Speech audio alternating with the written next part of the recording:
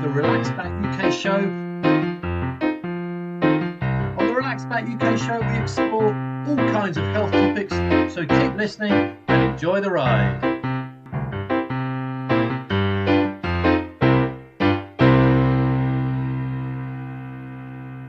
Hi, and thank you for joining me, Mike Dilke, with the Relaxback UK show. Long COVID is now affecting a lot of people. I've spoken to sufferers on the show and enough to know that it is really horrible with a lot of very varied symptoms. We can say it's definitely respiratory muscle training is a really good idea if you have persistent long COVID symptoms. Today I speak with Dr. Nina Balsek about one method that really does seem to allay some of the symptoms. It is respiratory muscle training. Then I'm doing an experiment on myself, training my breathing muscles to see if that has any other positive effects. Most of us, we are chest breathers. You know, we breathe up here because we're constantly stressed, we're constantly running, we're constantly in the fight and flight mode. We breathe up here. We don't use the diaphragm anymore. I'm currently using the breather device. It's a device to try and make you breathe with your diaphragm, and I sometimes suffer from a weird kind of anxious breathing, and I also have high blood pressure. I'm halfway through the program, so I'll report back in a later show, but my first thoughts are that it does seem to be helping with the breathing. So please do stay tuned for a fantastic show. Thank you. This show is cool.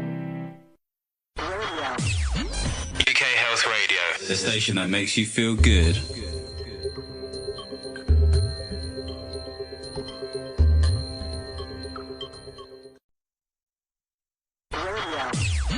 UK Health Radio, the station that makes you feel good.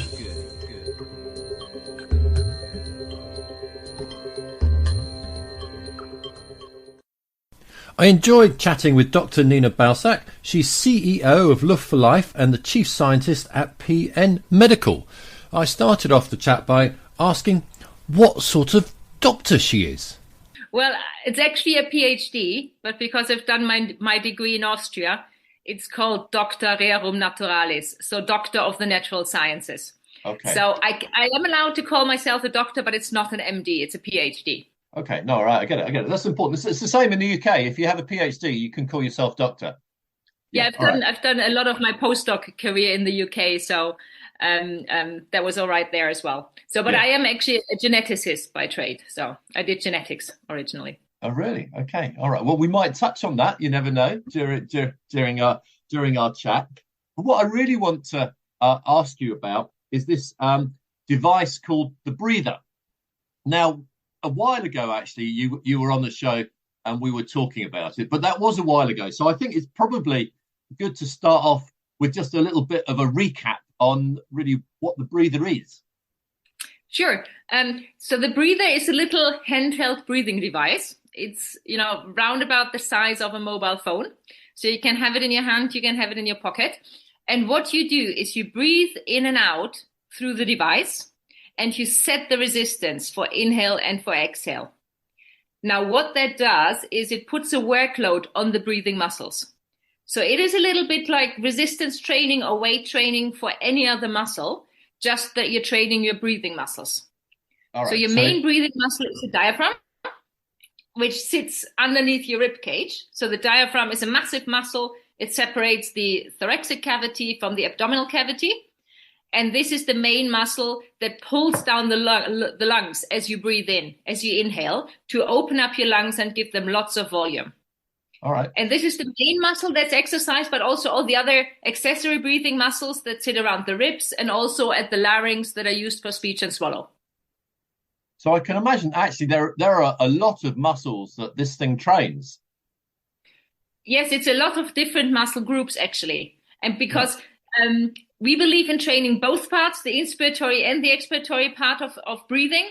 There are several devices out there that do either or, that only train the inspiratory or the expiratory muscles.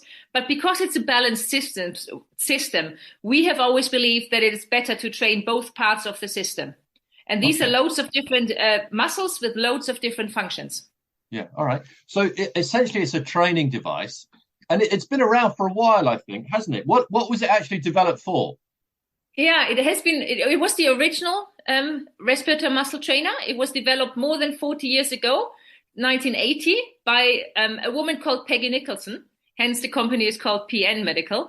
She was a respiratory therapist in Orlando, in Florida, and she was working with COPD patients. And she noticed that their main issue is the dyspnea, this shortness of breath. That Right. can be really debilitating, especially in COPD, in heart failure, where you have the shortness of just breath. remind me what Every COPD activity is. of daily living becomes a burden. Walking up the stairs. COPD stands for chronic obstructive pulmonary disease. Okay, all right, and that covers quite a wide range of issues, I think, doesn't it? That covers quite a range of issues. It's a progressive and chronic disease. It comes in different subtypes. It often comes with emphysema, but this shortness of breath, the symptoms are similar across the different subtypes. So this is why it's kind of under this umbrella term of COPD. And the biggest issues are really that you then you lose your exercise tolerance. So you tend to not move around that much anymore, but just because you don't get any more air, any more breath. Yeah, okay. So it was developed to help and these this is people. What you notice. Yes, it has been developed to help these people, because what you can do for dyspnea, for shortness of breath, is you can have bronchodilators or inhalers, and they work for a little while. So you essentially open up the airways that you get more air in and relieve the symptoms a little bit. But it's not a long-term solution. It doesn't address the underlying problem. And the underlying problem is really that your respiratory muscles are not up for the job. The respiratory demand is higher than the work that the respiratory muscles can do. So she pretty much single-handedly developed a device that trains the respiratory muscles. And that was the original breather. And That's been in the clinic for more than four decades now. So it has been around for a long time. So it's proven, it's a proven device that has helped a lot of people already. I was wondering, it helps people that are ill, have COPD. Can it help people that want to actually sort of make themselves fitter and stronger? Can it help athletes? Sure, it can. This is something that we started looking into like around about 7-8 years ago. And a lot of groundbreaking work for this has also come from the UK, from a woman called Alison McConnell. She's a researcher at Cambridge, and she was working with a device that only does inspiratory muscle training. But still, what she could show in athletes, and what we have shown as well, that if you haven't trained your respiratory muscles in isolation, then there's always a gain. There's always a benefit that you will notice, just because you train them like you have never trained them before. If you exercise, you of course exercise your breathing muscles as well. But this is not as much as if you put on an extra resistance. It's a little bit like when you walk, you use your leg muscles, but when you squat with weights, you train your thigh muscles totally differently. So it's kind of like that. And if you haven't trained them before, you will see a gain. Okay, no, I get it. We've worked with different athletes who are very, so some of the studies that we've done with athletes or very fit people was, for example, we did a pilot study with fighter pilots in the Netherlands, the Royal Dutch Air Force. And they are among the fittest people on the planet. They are put in a human centrifuge and they're spun up to 9G. It's an immense stress on the body. But what happens when you go into this high G-force level is that you really need your breathing muscles to work, because they have to work against these forces to actually keep you upright, keep the lungs upright, and keep the air coming in. And they get really tired while they're doing this. So training them up before you go into the centrifuge or before you go into combat is really, really important. And we started working with them. We did a 4-week study with them using the Breather Fit. This is the same device as the Breather, but it has a stronger resistance. So this is our device for athletes. And we saw really nice results, that they were able to sustain the high G forces much easier afterwards. Okay. So there's always a little bit of gain. Yeah, very, very interesting. And so you've been looking at other uses for this thing. And so recently you've done a large study, which is kind of still ongoing a little bit. What was the objective of that? I think what you're referring to is our post-COVID study. There's the biggest study that we have ever done. We've done several studies, in COPD, in then selected military personnel, athletes, other diseases. But because COVID is such a huge issue everywhere now, and long COVID has really come out as one of the biggest health problems probably for the coming decades, we started kind of looking into this. Because again, respiratory problems are a major part of this. So what we wanted to know was in people who have had COVID, this was not specific for long COVID because we wanted to include also people who have no symptoms. But we did a large scale study. We included 2,000 people who have had COVID. The study was done completely remote. So it's only app-based. The breather comes with an app called the Breather Coach. So people would enroll, they would be sent a free device, and then they did the entire study via the Breather Coach app. And we did a baseline survey, a midpoint survey, and a final survey. And the study ran for 2 weeks, and they did respiratory training with the breather. We had 9 different treatment groups because we wanted to see, how much training is really good for this population. What protocol is the best protocol? Bit of a spoiler, we don't have the final answer to this now, but because the study has just finished now and the last participants are still kind of finishing up. But we got a few glimpses that were really, really interesting so far. All right. Well, tell us about some of the glimpses, if you can. Yeah, sure. So looking at the participants. So this is kind of data from the first 700 that have completed, because it takes a while to look at the data as well. So as I said, it wasn't a specific long COVID study, but about 75% of the participants did actually have ongoing symptoms. So that's kind of what we were expecting, because who is going to do a study like this? Those that still have persistent symptoms. Okay. The average age of the participant was about 53, so it wasn't too old. We're not talking, really elderly people here, so it was pretty much middle of the life. What we also found is, and that was really interesting, the most common underlying conditions, so the conditions that they had before they had COVID. And the most common ones were asthma, hypertension, and sleep apnea. So this, of course, we can't say this is if you have this, you're more likely to get long COVID, but these were the ones that we found most commonly. And these people were self-selected. They volunteered to get involved. Yeah. They volunteered. It's totally self-selected. The only inclusion criteria really was that they hadn't done respiratory muscle training before and they had COVID, and they were past the acute stage. Right. So anything else is we took in everyone. Just because with such a large number, we really wanted to ask the big questions and be totally unbiased. Then what was interesting, what we already know, is that the most common symptoms that they still had were fatigue and weakness, shortness of breath. So these were the most common ones. They were in over 70% of the people. But more than half still had brain fog, headaches, and cough. So these were the most persistent symptoms. And some of these people, the range is pretty wide. So some of them had COVID like a month or 2 ago, but some of them had COVID more than a year ago. Right. So these are symptoms that linger on for a very long time. Yeah. And this is why it's so important to look at those. And the other thing that we know, that was looking probably at the first 500 people, we looked at all the outcomes. So what we wanted to know is, do your symptoms get better? Are you getting fitter? We had 2 assessments in the app as well. One of them is a sit to stand test. So you stand up from a chair for a minute and you count how often you can do this. And the other one is a maximum phonation time, where you hold the vowel for as long as you can.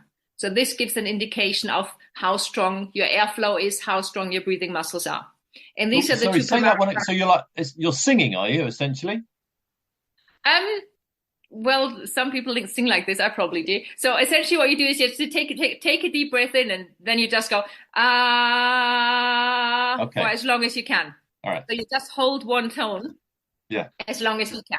So just so that we get an idea of how big your airflow is. And this correlates really nicely with your breathing strength. Or your peak expiratory flow. That's kind of a measurement of your respiratory muscle strength. So because we can't be there and measure every person. So these are parameters that you can do yourself. Right. That's what I was going to ask. So all the people that participated in this, they did these tests themselves and kind of filled in a form for you to get the results. No, you do it all in the app. Right. So you see, actually, you get shown how it is done, and then you have a counter, and then you have to put in the number. Sure. You enter the number. How many sit to stand could you do in 1 minute? You enter the number. But we show you exactly how it's done with a little video in the app. And then same for the maximum phonation time. You get an explanation video, and then you do it yourself. Yes. Okay, excellent. And we just collected. So there's a good chance people are doing the things correctly, really. Yes, they're very easy. You know, these are two tests that they have been validated before. They can be done easily at home. Right. So here's the big question then. So generally speaking, I know you haven't got all the results yet, so it's kind of a bit hard. But I'm just keen to know: did people improve? Were their lives made better? Generally speaking, yes. What we saw that was really nice is we can't compare the training groups against each other, but taking all the training groups together and looking at before versus after, all the outcomes that we looked at improved. And these were, the outcomes that I just spoke about, the sit to stand test, maximum phonation time, but also the questions are, how does your breathing affect your health? Is your breathing getting better? Does your breathing affect your activities of daily living? Do you sleep better? We had loads of questions about respiratory health, about overall health, about COVID symptoms, also about the quality of life. So, because this is really the reduction in quality of life was what makes long COVID so burdensome. Yeah. And we just wanted to know, how's your happiness? How's your well-being? Does your health affect you? We asked loads of questions like that. And overall, we got an improvement between 15 and 35% for each outcome. Okay. So what we can say is definitely respiratory muscle training is a really good idea if you have persistent long COVID symptoms. Well, the thing that kind of surprises me is you said that this test was just over 2 weeks. Did I hear that correctly? 4 weeks. 4 weeks. Okay. So it does take 4 weeks. Yeah. But even so, if you're looking at a training program, if you're an athlete and you're looking to, I don't know, run a half marathon or anything, a 4-week training program is actually not very long. So it does seem that you're getting results quite quickly. That is true. And I think because compared to a normal training program, we have a double benefit. Because the important thing when you use the breather is that you have to do diaphragmatic breathing. So diaphragmatic breathing is how babies are born. Babies are born with diaphragmatic breathing. This is our most natural way of breathing. You use your diaphragm, your main breathing muscle. Most of the people, even, the fighter pilots that I looked at, most of us, we are chest breathers. We breathe up here because we are constantly stressed. We're constantly running. We're constantly in the fight and flight mode. We breathe up here. We don't use the diaphragm anymore. We don't want to stick out our belly, Loads of reasons, but we have a dysfunctional breathing pattern. So before you start the breather, and this comes in the app with training videos, with constant reminders, you have to be able to diaphragmatically breathe. And just by doing this twice a day, you get a really big benefit for your autonomic nervous system, for your digestion, for your heart rate, for your blood pressure. Just doing that with or without the breather actually is an added benefit to the intervention that we did. So it's not only the training, it's also the breathing aspect that also triggers a lot of mental benefits, Diaphragmatic breathing puts you in a parasympathetic nervous system again. So you lower your stress levels, you lower your blood pressure, you lower your heart rate, you lower your respiratory rate, and you just get back to a calmer state. So it's actually a double benefit, I think, that we are seeing in these results. This is very interesting because, okay, so actually I suffer from high blood pressure. So I've been doing all the things that the doctor's been telling me to, more exercise, less alcohol, all these things. And it's been working to some extent. But I've never heard of this idea of using your diaphragm more to breathe. It hasn't been mentioned so far. This sounds like I'm missing something. Yes, this is something that is missing, actually. There have been two very important studies that came out over the last years showing that respiratory muscle training reduces blood pressure by about 9 millimeter mercury. So this is the same effect size that you get with a blood pressure pill. Yeah. And this is by diaphragmatic breathing, It has a massive effect. It's just kind of ignored. Yeah. Okay. Right. Well, I'm going to remember that. I'm going to store that in the back of my mind and think about that. And maybe I should start using the breather myself. But I think this moves on to another question, because it's in some of the literature that I've seen. I did a little bit of homework before we spoke, Nina. And in some of the literature, I've seen this phrase. I'm just looking at it now. The autonomic nervous system. Now, what is that, and how is it affected by COVID, and how can the breather help? So, the autonomic nervous system. So it's part of your peripheral nervous system.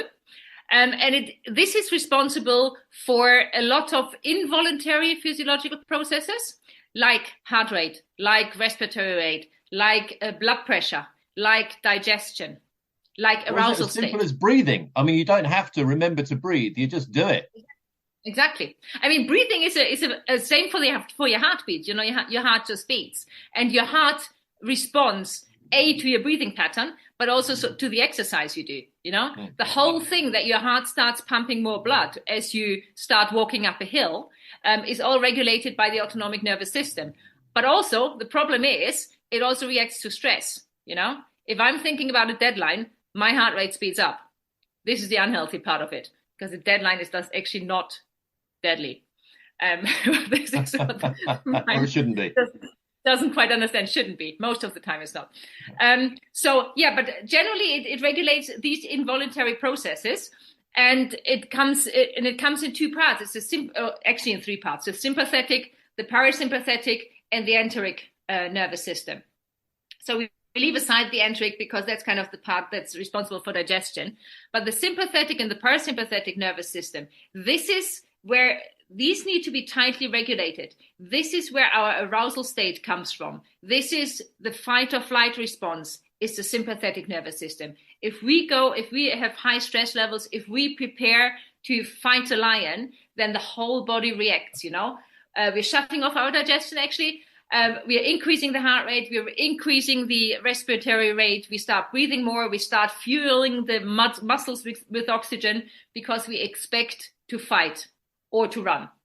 So the body is really gearing up for this. Whereas normally, if we relax during the night, we are in the parasympathetic nervous system. We are metabolizing, we are digesting, everything's calmed down, heart rate goes down, breathing rate goes down, blood pressure goes down. We're calm and relaxed, and the sympathetic nervous system, the autonomic nervous system really needs this to recover. Mm-hmm. So the whole body is in healing mode, in recovery mode. And if this balance gets thrown off, this is where the problems arise. So we know that stress, for example, puts us in the wrong balance. We can't sleep anymore. When we sleep, we can't recover. You have insomnia because your sympathetic nervous system doesn't shut off during the night. But we also see this in disease, and long COVID is one of them.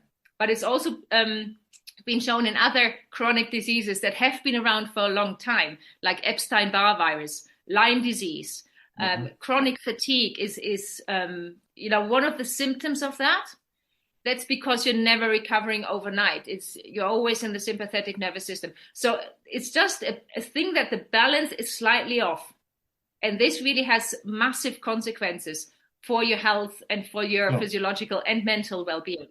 But if the balance is slightly off, You're saying this can potentially affect your breathing because the breathing is controlled by this nervous system that we don't necessarily have to think about. So does it then work the other way round? So if you concentrate on your breathing, so if you're stressed and your breathing is not quite as it should be, if you do some work on the breathing, will that make you less stressed? That seems a little bit too simple. But it is exactly like this, because it's a vicious circle. Because if we're stressed, our breathing rate goes up, our heart rate goes up.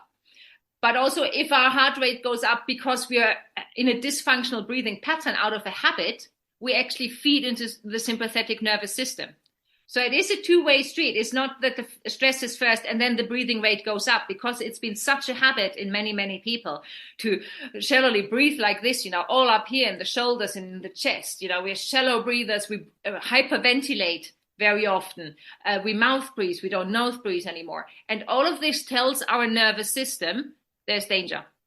And then, of course, this is enhanced. It's a positive feedback loop, And you can really break this feedback loop by consciously working on your breathing, because the breathing is involuntary. Of course, we don't stop breathing when we fall asleep, but we can consciously work on our breathing. We can slow down the breathing rate. We can change the breathing pattern. We can work on diaphragmatic breathing, positional breathing. There are so many things that we can do. And this then feeds back into the nervous system, telling our body we are not in grave danger. There's no danger around there. We don't need the stress levels to be up. We can actually relax. And this is very interesting. And so I'm not on purpose sort of bringing the discussion back to me all the time, but let me just tell you kind of a little story. So I've been married a long time. I've been married 27 years, I think. And just before I was going to get married, literally the week before, I had this feeling that I couldn't get enough air into my body. I was feeling like I needed to yawn more. And so I went to the doctor and described what was going on. And he said, look, what's happening in your life at the minute? So I said, well, look, in about a week's time, I'm going to get married. And then in 2 weeks after that, we're going to go to America to live. And so he said, look, I think I know what the problem is. There's a lot going on. So we kind of left it at that. But I have noticed sometimes in my life, this kind of feeling of not being able to get enough air in creeps back every so often. And then it goes again. So you think I might, if I do some breathing exercises, we might be able to sort of get at the stress from the other direction. Yeah, I think the first thing would really to look at, there's always the best way to start is kind of just try to observe yourself without observing yourself. It's really hard, but just kind of when you're relaxed, you have to, or get someone else, get your wife to observe your breathing pattern. When you're relaxed, when you're watching TV, where do you breathe? Do you breathe up in your chest or do you breathe down in your belly? And this is where you need to start to actually see how dysfunctional your breathing is. And then consciously try to go to diaphragmatic breathing, bring your breathing back into your belly, and that your chest should remain as still as possible. And if you do this for 2 weeks, 10 minutes in the morning, 10 minutes in the evening, that's what we call the breathing reset, because it takes that long for your body to realize, oh, we can breathe like this and we're fine.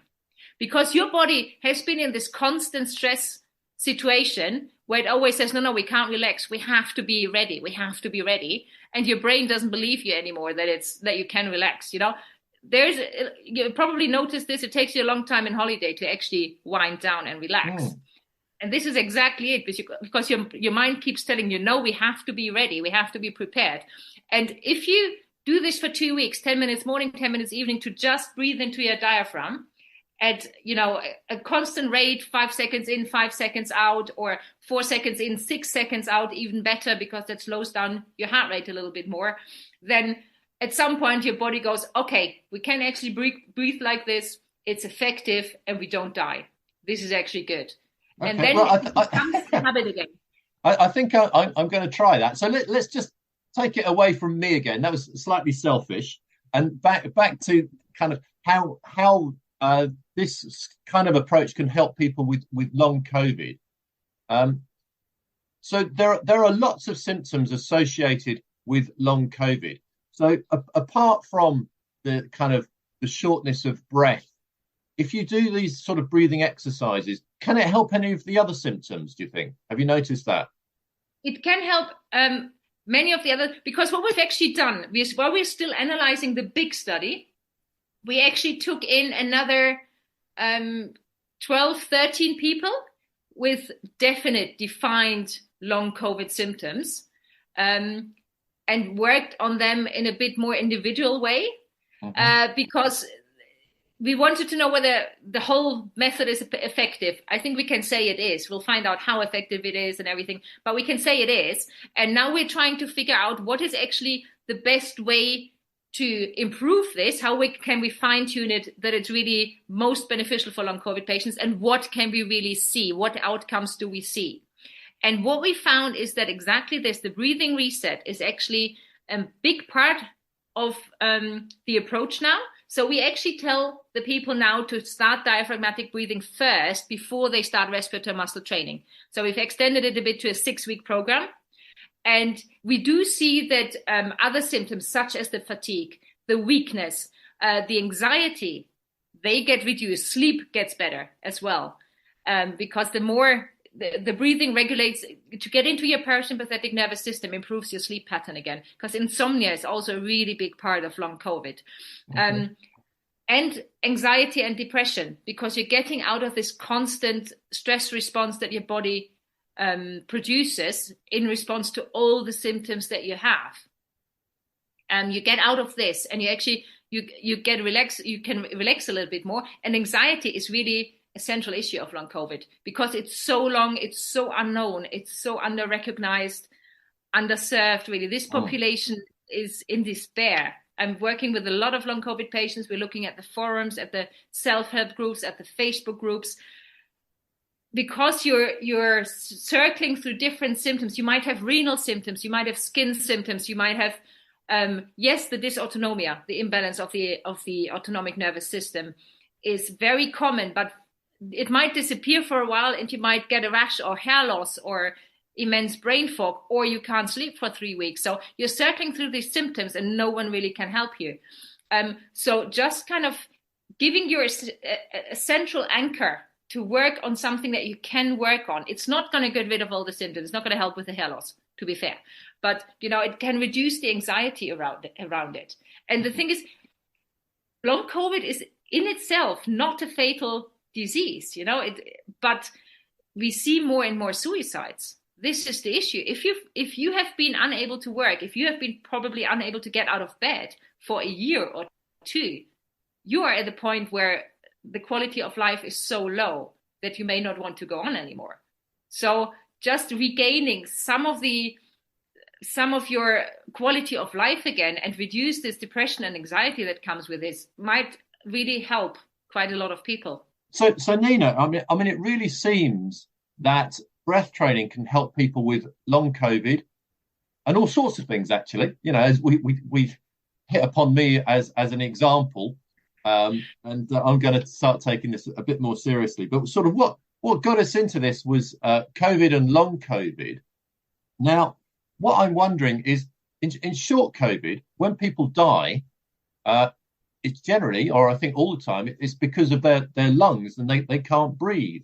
So would something like this be useful in, the first instance of getting COVID? That is a really good question. In the acute stage, as you say, what normally causes death, especially in the early stages, Delta variant. Unfortunately, with Omicron, the casualties have gone down a little bit. But it was that the lungs essentially kind of dissolved, because there are many things that are not clear what's happening during those stages. But what happened is that the endothelial, or the airways, as well as the blood vessels, they got leaky. And really what you would see is that the alveoli, the little bubbles at the bottom of your lungs where the gas exchange takes place, they essentially dissolved. The gas exchange wasn't taking place anymore. So you tried to breathe, but nothing happened. The air wouldn't get down there. And if it got down there, the oxygen wouldn't get into the blood. So that's essentially the lung collapse that people died from. And essentially they suffocated in a horrible way.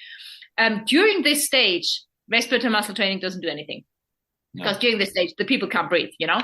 But we actually did a webinar with a researcher called Rich Severin, and he had a really good point. He made the point that if you train up your respiratory muscles before a respiratory infect, this could be COVID, this could be flu, this could be RSV, which is really going around now, respiratory syncytial virus. If you train up your respiratory muscles beforehand, you may just have a little bit more bandwidth to not actually get to mechanical ventilation. Because what has also been shown that those that have been on mechanical ventilation, their prognosis was really worse than if you didn't get mechanical ventilation. Sure. So if you train up your respiratory muscles, if the flu is going round before flu season, you train them up to 120% from where you normally are. Then you have 20% more leeway before you actually collapse, before you get to the point where you need oxygenation, where you need to go to hospital, where you need the mechanical ventilation. So as a preventive measure, that might actually be a good idea. And also, if you have stronger breathing muscles, you have a better cough effectiveness, you have better pulmonary hygiene. So when respiratory muscles always attack at the upper airways, you breathe them in. This is why we had to wear all the masks and everything, They attack in your upper airways. If your upper airways are strong, they're not collapsed, they're really nice and wide, they have a clean mucous membrane, the immune system in the upper airways can actually function properly and try to catch the first viruses that are coming in. So you can reduce the infection rate, and you can potentially delay or avoid the very severe stage of then going into hospital and getting mechanical ventilation. Right. So, that makes perfect sense, because generally speaking, fitter people, if they've got COVID, they've done much better. So it's an extension of that, really, isn't it? They have done much better. If you generally say fit and healthy people, yes. However, also in the athletes, the high achievers were the ones, that's kind of something that we see in long COVID. The high achievers are the ones that are more prone to getting long COVID. Yes, we've seen, people with asthma, hypertension, sleep apnea as well. But generally speaking, it's those that are where the autonomic nervous system is on go all the time, whether they're professional athletes, whether they're mums with a job and, having 5 jobs at a time. Yeah, it's a female dominance. Those that have a constant stress level are really the ones that are more prone for long COVID. Okay. Oh, that's interesting. All right. So, because you can be fit and be stressed at the same time. I suppose that's what you're saying. You can be, yeah. Because, professional athletes, they are on the go all the time as well. So it is really a work-life balance. Of course, a healthy lifestyle is the best prevention for any disease. If you have exercise, if you get fresh air, if you breathe properly, but also your mental state. Can you do this in a calm way? Is your autonomic nervous system really in balance? Do you sleep well? Do you recover during night? Those things make a big difference. Okay, interesting. When I have people on that talk about sort of medical devices or treatments, that sort of thing, I often like to ask them about side effects. But this is kind of interesting in as far as the breather goes. Well, tell me. Are there any side effects? The point is, you're not taking a pill. You're not taking any medication. Yeah, there are no hidden side effects. It's not something that will hit you. What can happen if you have never done respiratory muscle training before and you do the breather, you take 10 breaths, which is the starting standard protocol, 2 times 10 breaths, mornings and evenings. If you do this, you might get lightheaded, the rush of blood to the brain, sudden oxygen overload. You might get lightheaded, you feel a bit dizzy. Take a break, calm down, start again. It's something that your body needs to get used to. Other than that, there have been no side effects. If you do, you stick to the protocol, you don't do anything stupid. The only thing that we always advise against is don't do it in the acute stage of any infection. If you have acute pneumonia, no, your lungs are already busy. Don't put any workload on the system right now. That's not the right time to do that. And the other thing is it is very hard, but you can fatigue your respiratory muscles. So if you're a professional athlete, you've had a really hard competition, take the next day off, let your breathing muscles recover.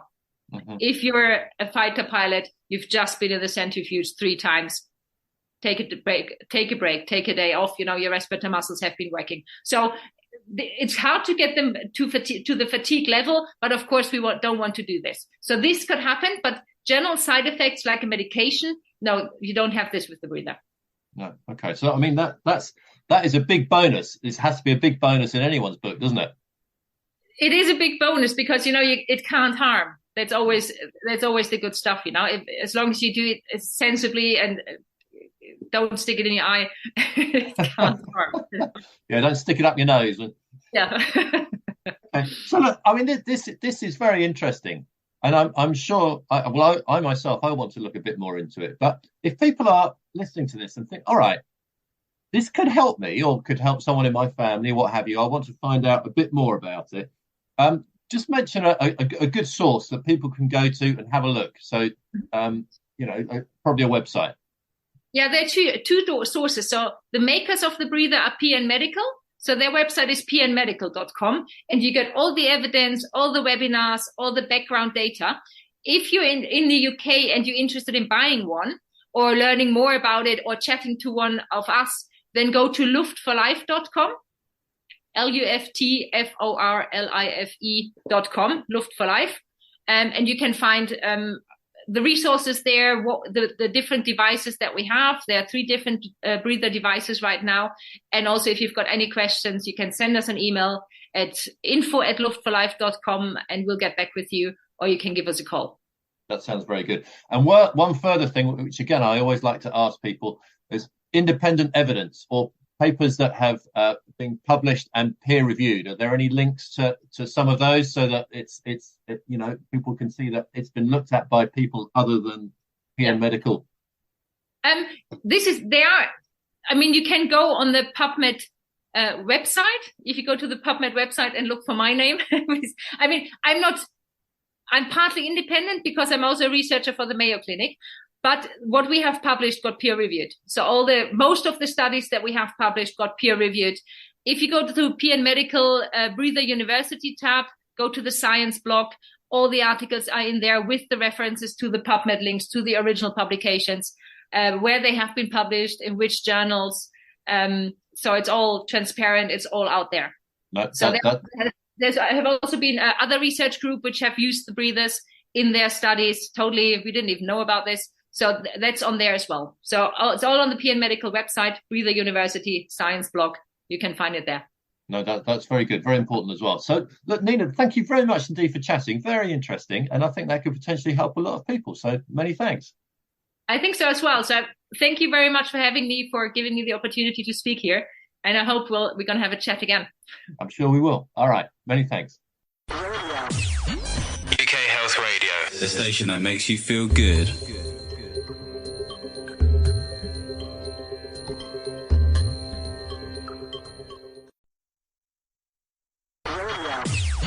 UK Health Radio, the station that makes you feel good.